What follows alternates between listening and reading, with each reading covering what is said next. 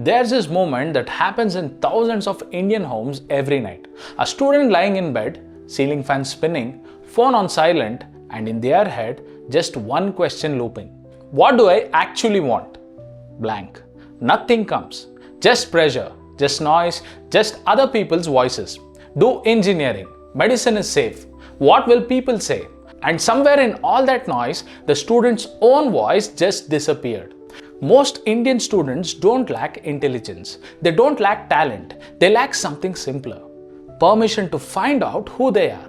Let me paint you some pictures. There's a girl in class 10, brilliant at drawing. Her notebooks are full of these tiny detailed sketches. But when the subject selection form comes, her father doesn't even ask. Science, obviously. 2 years later, she's scoring decent marks in physics. But something else inside feels switched off. There's a boy who loves organizing things. Events, trips, his younger cousin's birthday parties. He is good with people. But at the career counseling session, nobody asks what he enjoys. They look at his marks and say, commerce. Then CA, safe option. There's a 24-year-old with an engineering degree and 2 years at an IT company. Good salary, parents are proud, but every Sunday night he feels this heaviness he can't explain. He did everything right. So why does it feel so wrong? These aren't exceptions. This is the pattern. Students in India grow up ticking boxes someone else designed, and one day life asks them, what do you want? And they freeze because nobody ever asked them that before. Here's what most people don't realize. Decision making is a skill. Like driving, like swimming. If you never practice it, you never develop it. Imagine this. You're training for a race, but someone else picks your shoes, decides your route, sets your pace. Then one day they say, okay, now run by yourself. You would stumble, not because you're weak, but because you were never trained to choose. That's what happens to students who grow up without making real choices. Their brain doesn't build the pathways for clarity, for knowing what feels right versus what feels forced. Psychologists call part of this learned helplessness. When someone learns that their choices don't matter, they stop making them.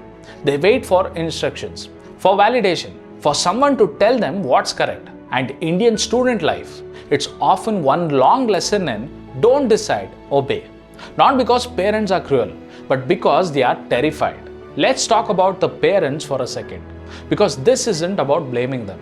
Most Indian parents didn't grow up making choices either. They grew up in scarcity, in uncertainty, in times when one wrong move could ruin a family. So when they finally have a student to raise, when they finally have someone's future in their hands, their instinct is simple. Keep them safe. Don't let them make the mistakes that I made. Give them the stability I never had. That fear, it's love in disguise. Terrified, controlling, exhausting love. A father who forces engineering isn't thinking, I want to crush my kid's soul. He's just thinking, I don't want them to struggle like I did. A mother who panics about what will people say isn't shallow. She lived in a society where reputation is survival, where being different meant being isolated. These parents are survivors, and survivors don't experiment. They follow the safest path they know. The tragedy is this. They are so busy protecting their children from their own past, they forget to prepare them for their own future. And then there is school, the place where curiosity goes to die. Think about it. From age 5 to 18, students spend 6 hours a day being trained in one core skill, finding the one correct answer, not asking why, not exploring alternatives, not making mistakes and learning from them. Just memorize, reproduce, rank. A student who asks, why do we solve it in this way, is seen as disruptive. A student who fails is stamped with shame. A student who thinks differently is told to think properly. By class 12, the system has successfully created thousands of mark-scoring machines who have no idea what they actually care about, because caring was never part of their syllabus. There's this conversation I once heard that stayed with me. A 26-year-old woman sitting with her mother. She finally says, I don't think I ever wanted to be a doctor, Amma. I just didn't know how to tell you. And the mother, after a long silence, whispers, I don't think I ever asked. That gap, that silence between generations, it's where so much pain lives. Parents thinking they are giving everything. Students feeling they have lost themselves. And both sides just tired, confused, wondering where it all went wrong.